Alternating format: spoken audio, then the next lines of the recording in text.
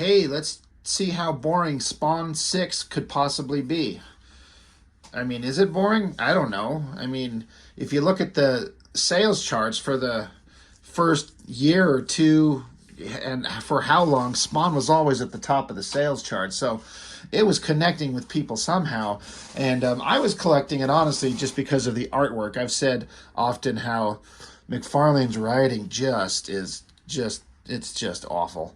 And he just can't help himself but just to go on and on and on and on with text boxes that don't need to be there. But usually the artwork is enough to just carry me through. Like, I'll pick up anything if I absolutely love the artwork and the story is unreadable trash.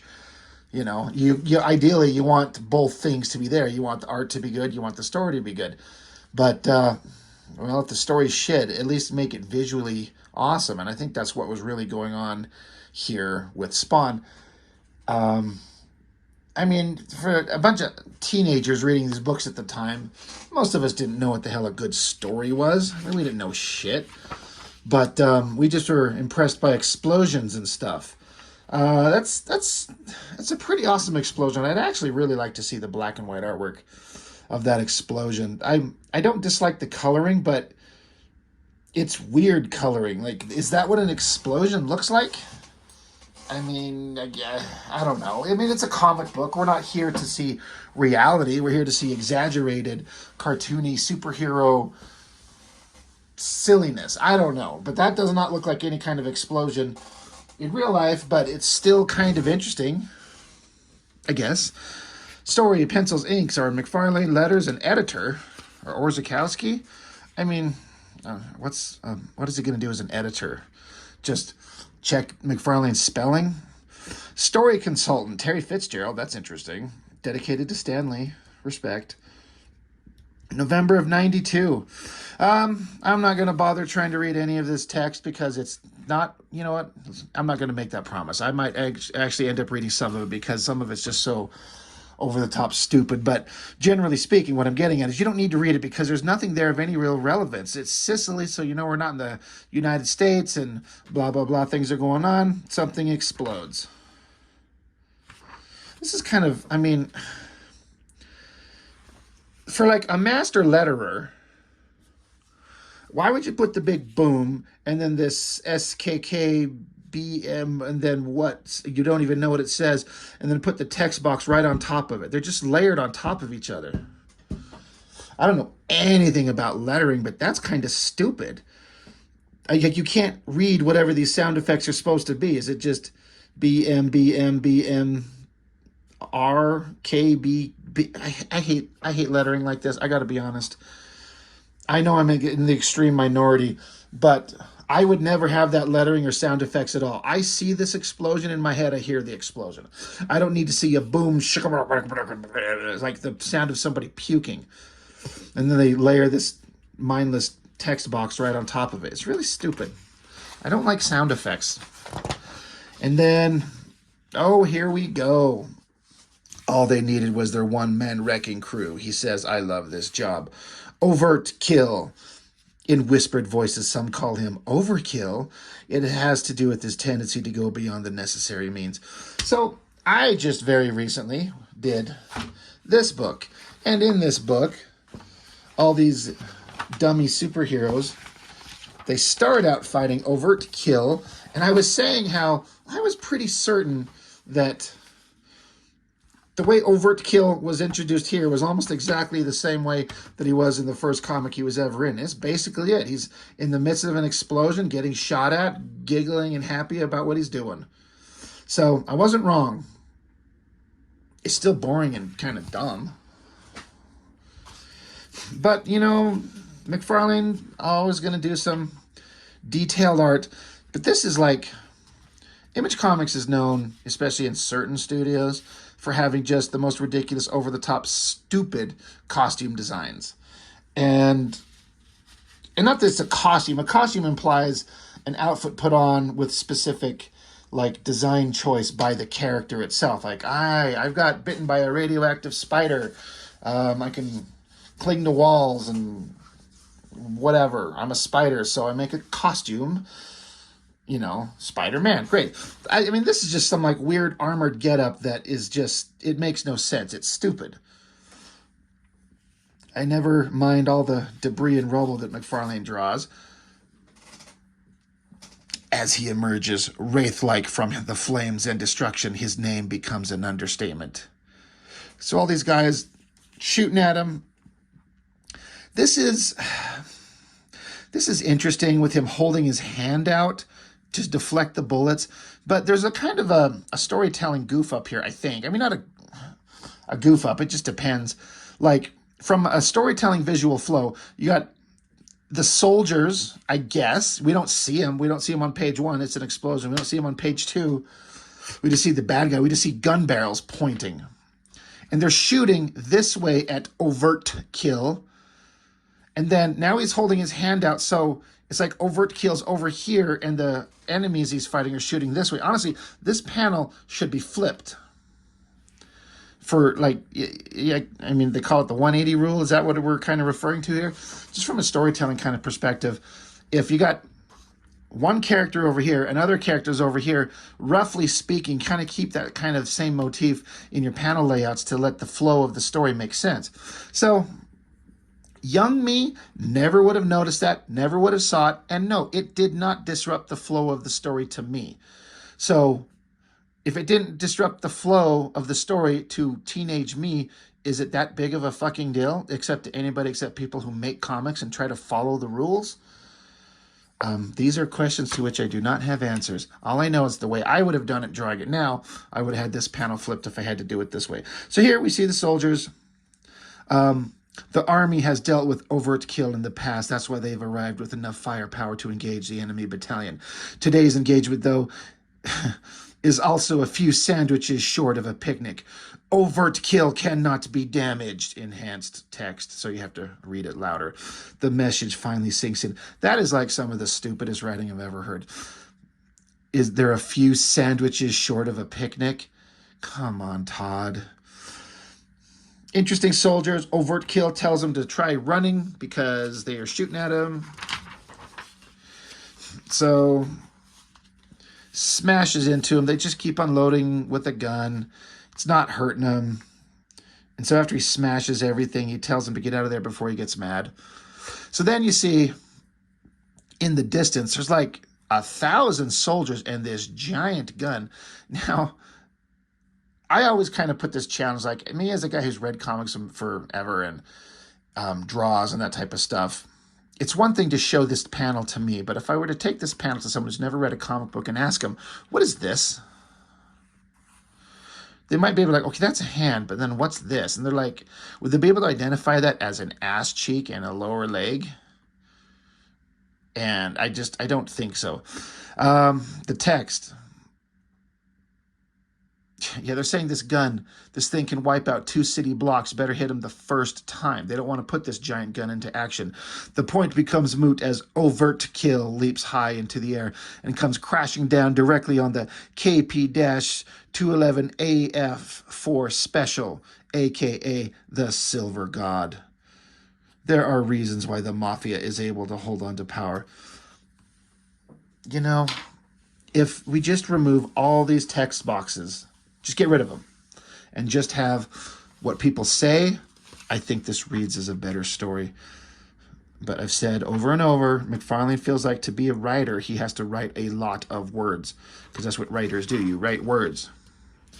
So this was starting to get people's attention. Everyone knows about this. Alan Moore writes Spawn 8, poster insert by Frank Miller. What more could be coming from that? Who knows? Meanwhile, get back over to a different scene. There's presumably a homeless guy trying to flick a lighter. He's giving up some information to mob guys. And looks like they shoot his ass dead because you see the lighter here. They established that and bang, pow, that's gone.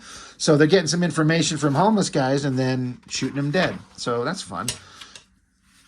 Then we get cut back to Tony Twistelli, right?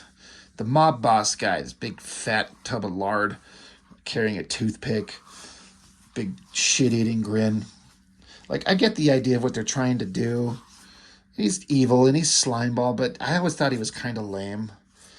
I'm not going to get too much into the whole lawsuit that McFarlane had to pay off because he named this guy after some douchebag dork ass hockey player that had the same name, and he's like, you ruined my ability to get sponsorships and hurt my career, pay me millions of dollars. Such a crock of shit.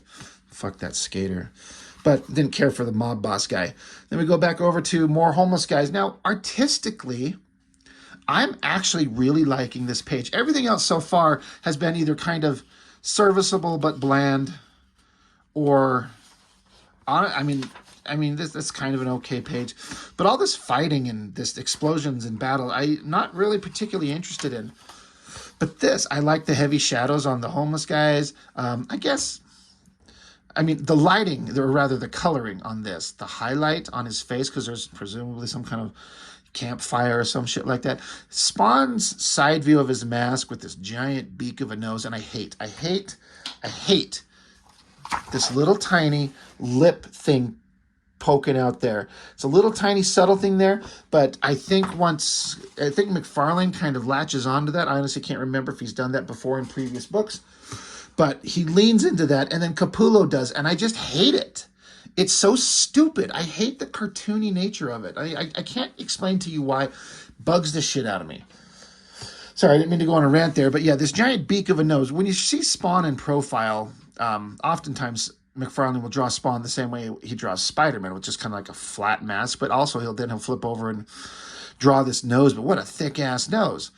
I don't care for that, but I like these homeless guys, the heavy shadows, the eyes, the hair, the kind of chunky ink work on that, and then the coloring is really selling it. And then this picture of Spawn, I can't help but kind of think of a Mike Mignola kind of influence with the thick, chunky, heavy shadows like that. That's pretty sweet. What I don't like is the story, how they're like, come on, man, you don't got to hang off in the corner. We're all a bunch of just good-natured homeless bums. You know, come on. You got a weird cape and everything. You don't need to be afraid of us. And Spawn's thinking to himself, like, oh, they're extending their trust to intruder. How basic their lives have become. Warmth, food, companionship. They won't allow my or anyone else's self-pity in their domain. This alleyway is their castle. The least they can do is learn to live by the rules. Like, this portrayal of the good-natured, sweet hobo is a crock of shit. I'm sorry. I get the moral of the story. They're like, here's a bunch of down-on-their-luck guys, and I'm self-pitying, supernatural Spawn asshole, but these guys who have nothing at least have, like, they've got values that I can learn from. I worked with the homeless for several years. This is not how it works, guys.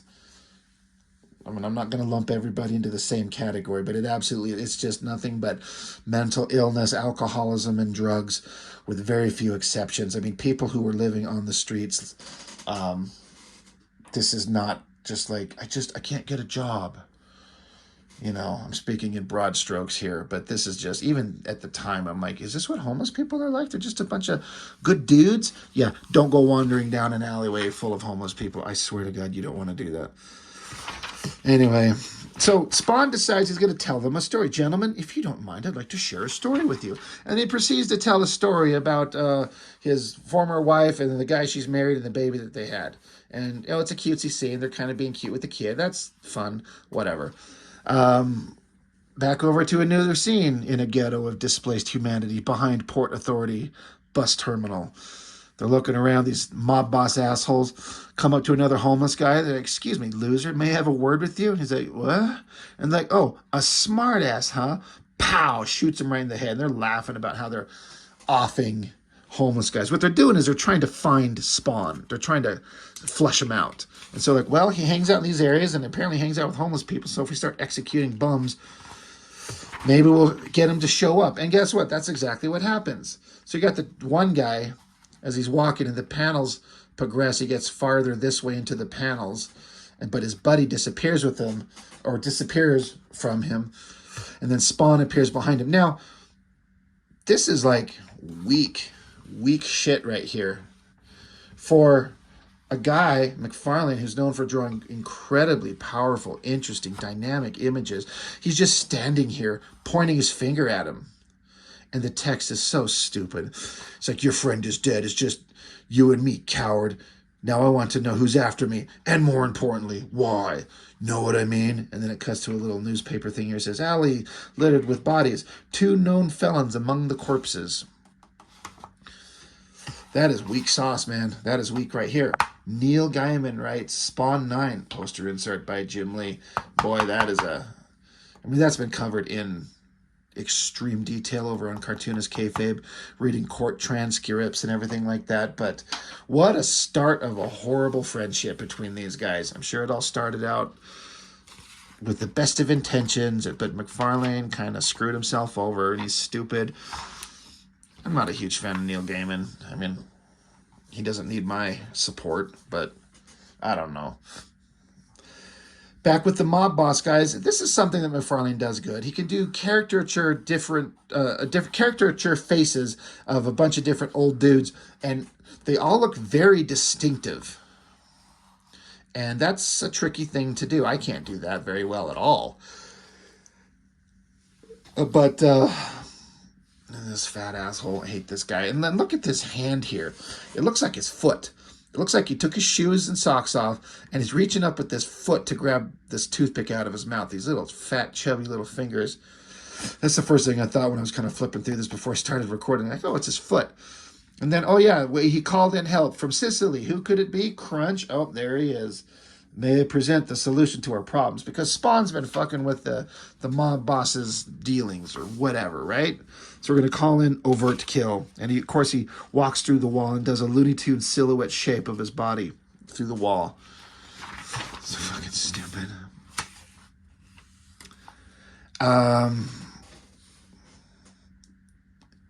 Yeah. Added to that request is the broken body of another homeless victim. Spawn has never met this vagrant and is not happy that all the street people are under threat by implied association. He intends to correct the situation immediately. So he's just, I guess he's flying. I kind of like this down shot of the building and then Spawn's flying cape here. That's pretty awesome. You know, a silhouette, just the shape of it all. Really cool. Spawn's like, scumbag, always preying on the weak. Let's see how you deal with death warmed over. So stupid. Though he knows he's no actor, Al realizes his costume lends an element of fearsomeness. It's not much, but he'll take it. God damn, that is so stupid. Shut up, Todd. Shut up. I mean, your human speaking dialogue is already terrible, but this is so dumb. Anyway, Spawn's like, show yourself if you dare. And so then Overtkill comes out. Good one, American. He's supposed to be Italian. I don't know an Italian accent. I'm glad to see you weren't afraid to face me. That's admirable and a little idiotic. And then Spawn goes on one of his stupid, like,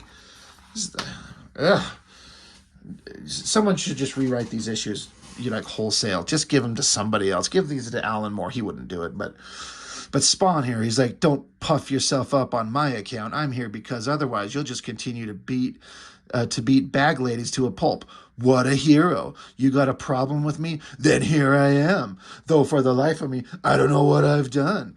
I could see by your demeanor that you're too stupid to care about that. Oh my jeez. I can't believe I just read this in a Spawn comic. I mean, this is written for babies. But the thing is, I always get the feeling that Todd feels like he's writing Shakespeare. He's like, I'm writing good stuff. Or he's at least trying to write good stuff. He may not think he is writing at that level, but he's trying to write at that level. But the attempt is way greater than the actual result. It's terrible. And so stupid Overtkill, he's like, don't call me stupid. I was going to kill you quickly, but now I see there's no point in hurrying. So Spawn says, shove it, you freak. I think he's mad. I'm not some drunk hobo that you could steamroll, or are you afraid to fight someone who could fight back? God, this is written like my 10-year-old son saw, like I showed him the artwork. I'm like, son, write the words to this. He'd be like, all right, daddy. And this sounds like shit that my 10-year-old son tells me. So then Overtkill, ooh, magic hands, help me, I'm dying, I can't breathe. And he's laughing. It looks like he's actually in pain, but he's supposed to be laughing and having a good time because these chains don't do anything. So that's stupid. Just get real. And Spawn thinks to himself, I don't want my chains did that. I didn't try to use any power. Spawn's going out of his way to try and like not use his power because he understands that he's got like a power meter, and the more he uses his power, the more he expends that energy, and then once it's gone, he's dead, back to hell. So he doesn't know why his chains did that. He's like, I'll figure it out later. Right now, I've got my hands full. Hands full. Speaking of which, so then suddenly, wherever the hell they are at this warehouse, there's giant gears because there's always giant warehouses with giant gears, and I guess the gears are turning. So Overtkill say, "Hey, quit your squirming," and then as I guess he gets out of Overtkill's reach, and I'm trying to like, where's his thumb? That's his hand, right? Where's his fucking thumb? Anyway, Spawn's like, gotta duck now. And so this is one actually kind of clever thing. This long, skinny panel of Overtkill reaching into the gears. And as he gets into the gears, the panel turns into the sound effect saying crunch as the gears crush his hand. That's a clever use of art and incorporating the sound effects. So, all right. That's interesting. So the gears are churning, and Overtkill lifts it up, and creak, crunch, creak, creak, creak, clack, crack, crunch. And then, so Overtkill's missing an arm. He says, don't look so confident, my friend. Such smugness has been the downfall of greater men than you. This minor setback will only make the battle more challenging. God, these guys like to give speeches. Spawn says, save it for someone who cares. And then Spawn's like, a cyborg. It's like he's surprised to look at this asshole and be like, oh, he's part machine. You fucking idiot. Did I skip? No, I didn't. I don't want to miss. Yeah, Spawn 9. Dave Sim, right? Spawn 10. That's from what my memory was. That's the one. I think I've already reviewed that with some of my other friends way back months ago, almost a year ago. But I think that kind of was my favorite out of the ones that were written by. The Frank Miller one was stupid. The Neil Gaiman one was interesting, I guess. The Alan Moore one, I was lost. I don't get it. Anyway, God, they're still punching each other. It's kind of it's a pretty interesting layout shot.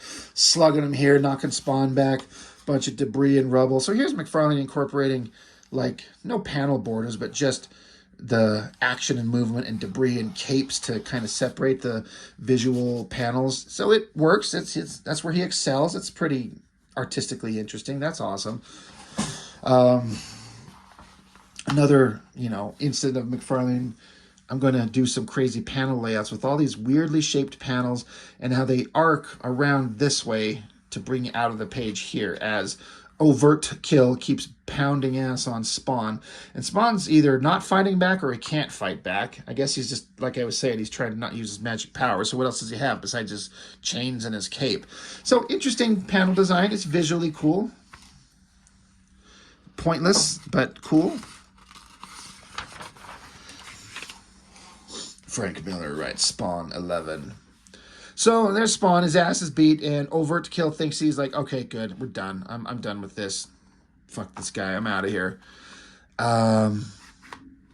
Spawn's kind of wondering why he left him alive. Why didn't he kill him? But he's like, now I've got to drain more power to heal myself and then teleport myself. So again, later that night, Spawn travels to an armored base. His life spent as a mercenary didn't end with any shortage of well-kept secrets. So then Spawn just starts talking out loud to himself. Hope they're still stored here. It's time I stopped running around with my tail between my legs and started using the skills I already have. No need to waste my powers. Didn't have them before. No sense is using them as a crutch now. Ain't no one gonna force me to use my powers again, especially not some bloody cyborg half-breed. Getting tired of being pushed around as you hear click, clack, chick, check.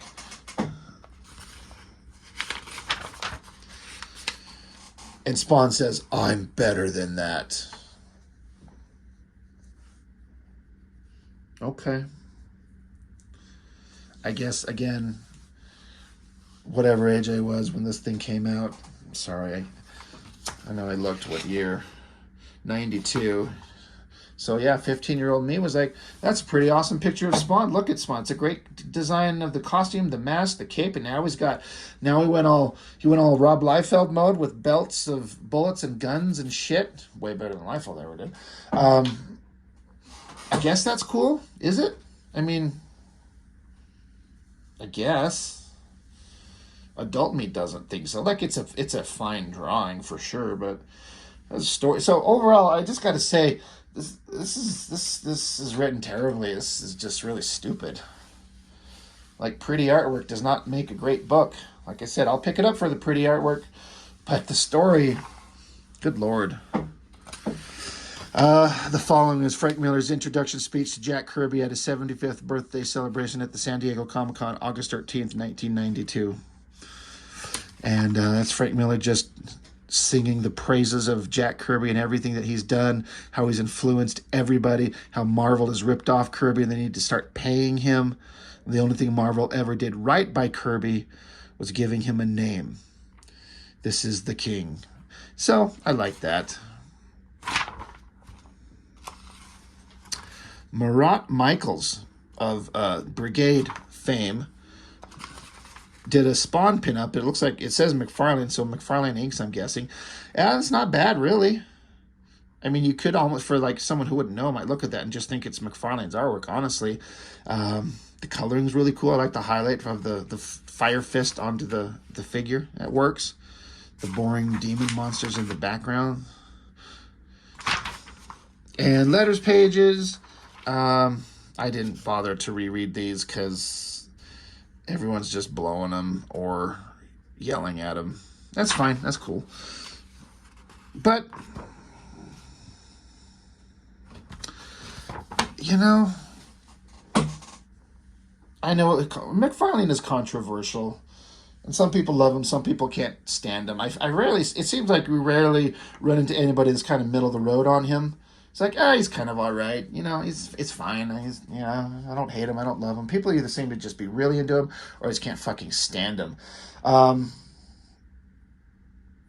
I was going to say, if I have to think of it, I guess I'm sort of a middle of the road, I guess. I like his artwork. I like him. I've said this before in a lot of the reviews.